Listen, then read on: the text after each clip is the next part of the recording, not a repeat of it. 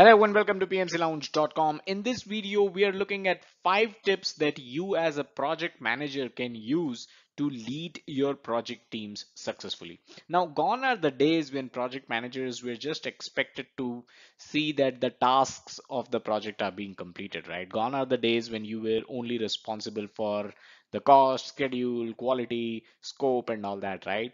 To actually succeed in the job as a project manager, you need to support as well as enable each project team member. Now, when you develop a strong team chemistry, within the team, if there's a strong chemistry, that is a big achievement, and that is the mark of a true project manager. So you have to build cohesion within your team, and basically managing the team, it is not just having everyone work together and ensuring that everyone joins the team. It's like having that feeling of cohesion. It's like having that drive of running a startup and not just a project, right? So that is the kind of mindset that you need to imbibe in your project team, and that is the kind of project team that you are looking to basically create and develop. So what can you as a project manager do to ensure all of this happens? Let's take a look at 5 such tips. A quick reminder, please hit the like button to spread the word. All right, point number 1 is blaze the trail. Basically, what do you expect from your project team members? Now, there are 2 ways to look at it. One is you set the standard, you talk about the kind of the standard of excellence that you expect from your project team, right? You talk about it, you ensure that the project team members understand what their goals are and how they are going to achieve them, and you are the one who is going to help the team members achieve them. That is one way of looking at it. The other way, and I would say the better way to look at it, is you as a project manager should be the one blazing the trail that everyone else follows. You behave and act and operate at the level of excellence that you inspire your team to do the same, right? So you yourself set your standards so high, you yourself are blazing the trail, you yourself are the person that is basically inspiring others to be at that level of uh, operating in a project, right? So that's one thing. Of course, having goals and having set standards is also important so that everyone is on the same page. But at the same time, you leading from the front is what that matters even more. So that's point number 1. Let's move on. Number 2 is set the ground rules. Now, once you have set the standard, once you have set the kind of you know the kind of performance that you expect, the kind of goals that you expect your team to achieve, the next point is to set the ground rules.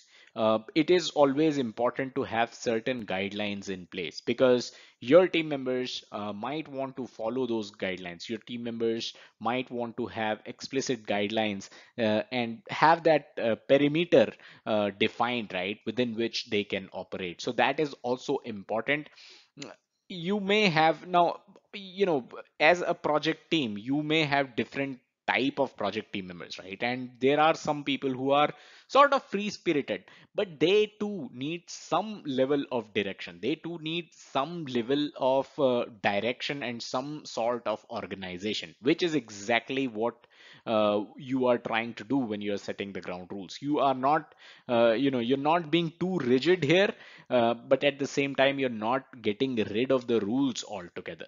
So as a project manager, it is your responsibility to analyze this, to ensure that you have certain ground rules set, and you also need to ensure that you maintain this, you stick to these ground rules, right? These apply to everyone across the board. So that's second tip to basically lead a project team and set the ground rules.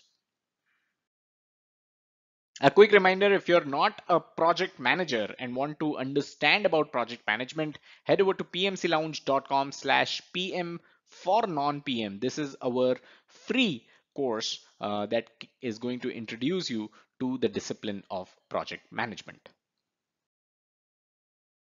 Okay, point number three is recognize team members. When we say recognize their success, recognize their achievements, recognize if they have met the goals that you basically defined for them in the point number one that we talked about, right? When you were blazing the trail. So if somebody is able to meet those goals, you need to ensure that you are recognizing those team members. You need to ensure that they feel that they are being recognized and they feel that their success is being taken note of.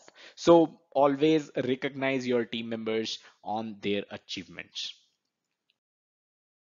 Number four is communicate, communicate, communicate. And I know I've written this three times here, but see, it is very, very important to communicate, and not just communicate, but communicate frequently as well.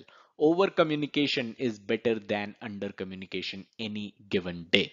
Second is communicate is not just about you spreading the word, not just about you walking with a microphone in your hand and telling people and thinking that that is communication, because that is not communication, that is one way communication.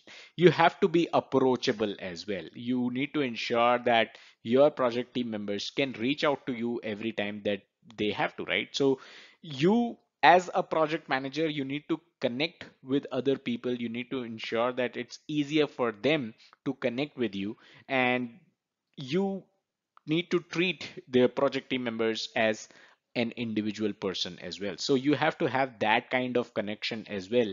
And all of that is possible only when you communicate, right? That's how you build meaningful relationships with your team. The third part of communication is giving feedback as well. Now, giving as well as receiving feedback if somebody has one, right? So you have to have we talked about how what are the goals that people need to achieve, and what are the expectations that you have, right? But you also need to express those expectations and those opinions if somebody is falling behind, or if in the previous point we talked about how you should recognize success as well. So all of this is part of communication. There has to be a two-way conversation. You have to give clear feedback. You have to receive feedback if there is any. And it is important, right? When you create goals, it is important that those goals are measured timely as well, and a feedback is provided. So communication is very, very important.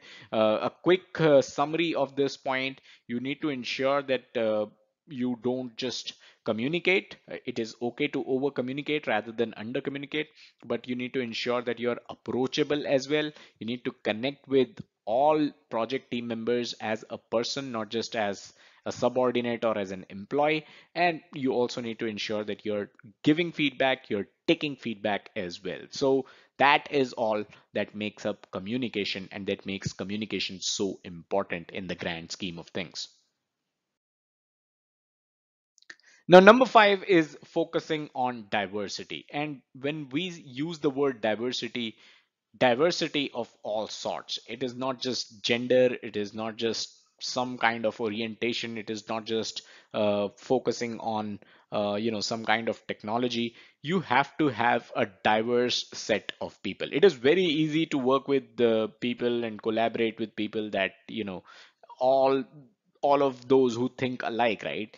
That is easier part, right? But if you bring in diversity, that's where you will be able to tap on certain opportunities that the others were not able to see, because all of them were thinking alike, right? So diversity is very important, and like I said, diversity could mean different things. It is not just about gender, it is not just about orientation, it is not just about technology. It could be about different languages, it could be about different backgrounds that people come from, it could be about different regions of the world, right? So you need to ensure that your project team has diversity, right? Has members that are diverse as well, and not everyone is thinking in the same way, because that is not going to give you the opportunity to grow. That is not going to introduce newer ways of doing stuff, right? So focus on diversity.